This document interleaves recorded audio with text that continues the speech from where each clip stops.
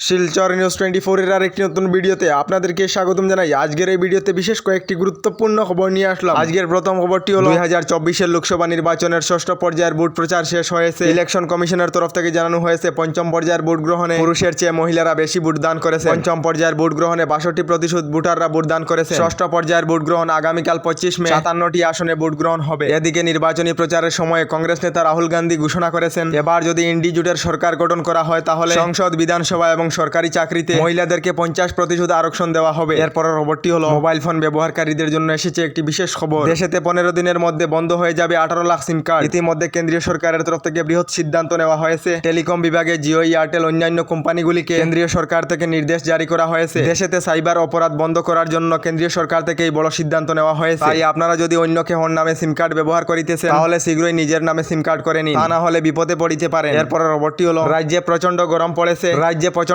গরমের কারণে আবহাওয়া বিজ্ঞান কেন্দ্রের তরফ থেকে সতর্কবাণী জারি করা হয়েছে। আগামী 72 ঘন্টা পর্যন্ত রাজ্যে প্রচন্ড গরমের তাপমাত্রা আরো বৃদ্ধি হবে বলে জানানো হয়েছে। রাজ্যের বিভিন্ন জেলায় 35 থেকে 36 ডিগ্রি সেলসিয়াস গরমের তাপমাত্রা রয়েছে। তাই এই প্রচন্ড গরমের সময় আপনারা একটু সাবধান হয়ে থাকিবেন। এদিকে আগামী 27 মে থেকে রাজ্যে ঝড় তুফান ও ভারী বৃষ্টিপাতের সম্ভাবনা রয়েছে। আগামী 27 মে থেকে রাজ্যে ঝড় তুফান ও ভারী বৃষ্টিপাত হবে বলে আইএমডির তরফ থেকে অরেঞ্জ অ্যালার্ট জারি করা হয়েছে। এরপরের খবরটি হলো দেশের কৃষক সকলদের জন্য এসেছে একটি ভালো খবর। আপনারা পিএম কিষানের টাকা লাভ করেন না কমেন্টে একটি করে নিশ্চয়ই জানাবেন। যদি আপনারা পিএম কিষানের টাকা না পান তাহলে শীঘ্রই অ্যাপ্লাই করে নিন। বর্তমান সময়ে পিএম কিষানের টাকা পাওয়াটা অনেকটাই সহজ রয়েছে। আপনারা অ্যাপ্লাই করিতে পারিবেন আধার কার্ড এবং জমির জমাবন্দি কপি এবং যে কোনো ব্যাংকে একটি সেভিং অ্যাকাউন্ট থাকিলে আপনারা পিএম কিষানে অ্যাপ্লাই করিতে পারিবেন। যে সকল কৃষকেরা আগে থেকেই পিএম কিষানের তালিকায় রয়েছেন এবং যে সকল কৃষকেরা নতুন করে পিএম কিষানে আবেদন করেছেন, যাদের নাম পিএম কিষানের তালিকায় এসেছে, তাদের সকলদের জন্য কেন্দ্রীয় সরকারের তরফ থেকে একটি ভালো খবর ঘোষণা করা হয়েছে। কেন্দ্রীয় সরকার থেকে জানানো হয়েছে লোকসভা নির্বাচনের ফলাফলের পরেই পিএম কিষানের তালিকায় নাম থাকা কৃষকদেরকে পিএম কিষানের 17 নম্বর কিস্তির 2000 টাকা করে কৃষকদের ব্যাংক অ্যাকাউন্টেতে দেওয়া হবে বলে জানানো হয়েছে।